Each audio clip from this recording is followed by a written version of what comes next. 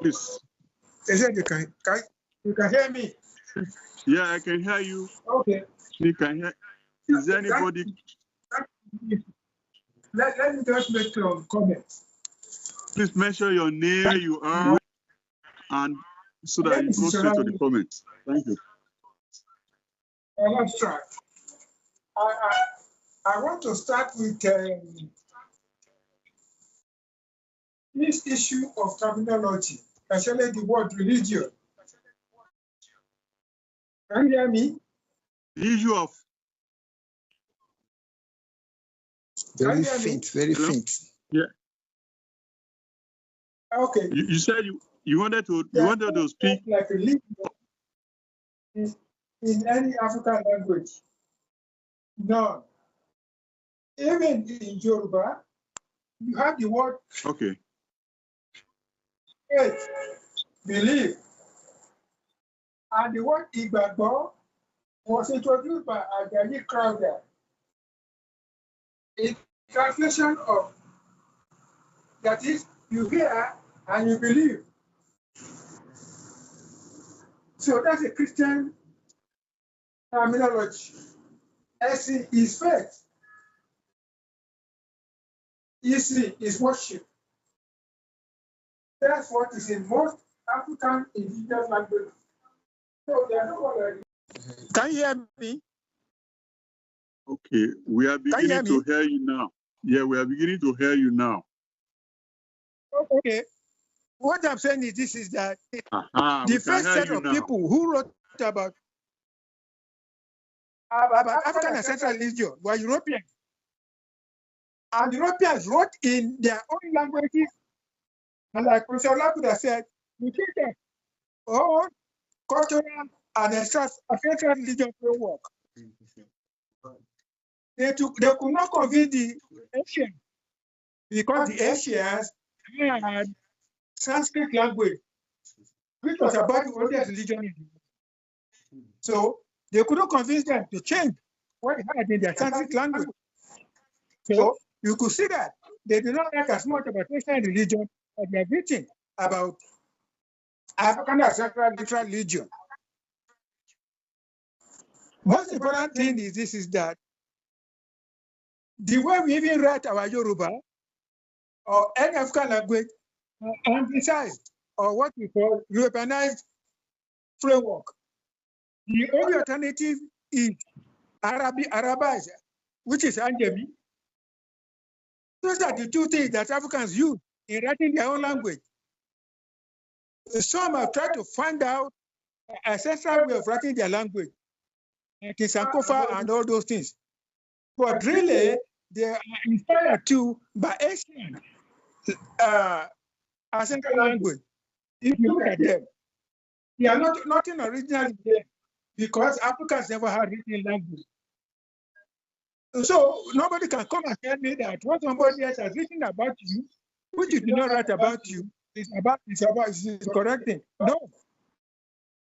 Now, let me go quickly to Candomblé. Candomblé is a mixture of African ancestral religion and Catholicism. And really, like the moderator said, without them, African ancestral language could have been dead.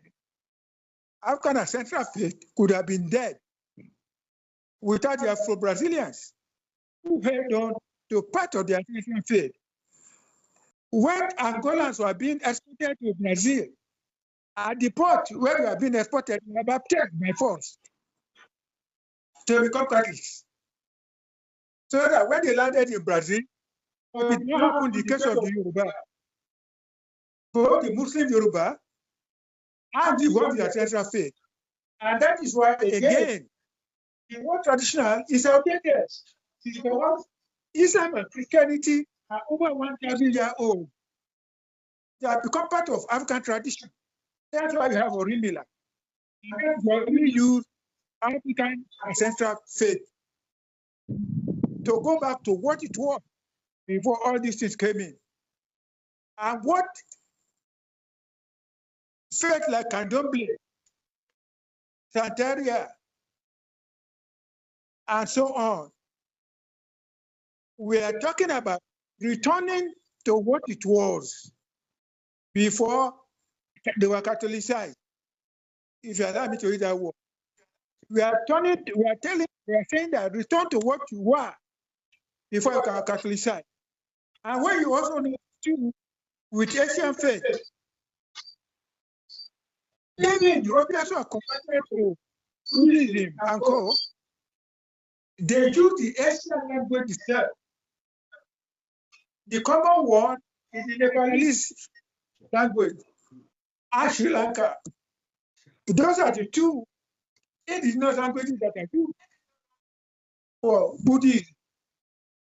And have a lot of common script, even though they may have two different denominations in Buddhism. That can also happen. We are hoping that Center for Yoruba Studies that is being set up in Oyo will be able to go to research into some of these areas. Anthropology, our story, archaeology, every evidence that they can collect to be able to return to where we were in the past. So that center is going to be very important. We are also talking to the Institute of Cultural Studies in Ife to set up a laboratory for African ancestral faith to do comparative study of all the. We had set it up in Zimbabwe, but with Professor Soko, it did not work out because we just haven't got the money. To do all those things, we need to cost a lot of money. No donor, no person will give you money to study African ancestral faith. And the Africans themselves are not interested in putting their money to study their own faith. That shows the greatest talent that you have. But we must not give up hope. Those who have the money, we continue to find a way to continue with what we are doing right now, okay, until we get back to our own original. And until Africans themselves think ancestrally about the past, and also to look for a way to get back to the past, we need academic institute. We need academic institute. Most of the other religions in the world that are going on, Christianity, Islam, they have academic institutes, they have money, and they also do branding. They advertise. You see big poster, big banner. You can never see that in Africa. Never. For African ancestral religion. So if they are that dominant, it's our own fault as Africans, both here and in diaspora. And until we sit down together and work out how we can get that academic script and everything. So people get PhD in African ancestral faith. How do they get it? What is the common script that they are using? Like somebody who's doing Islam or Christianity. Where do they get the foundation for doing a PhD when you have no undergraduate courses in your own particular field? So these are my comments, Mr. Moderator. We have a big challenge, but some of us, as long as we are alive, we are going to face that challenge. Thank you very much.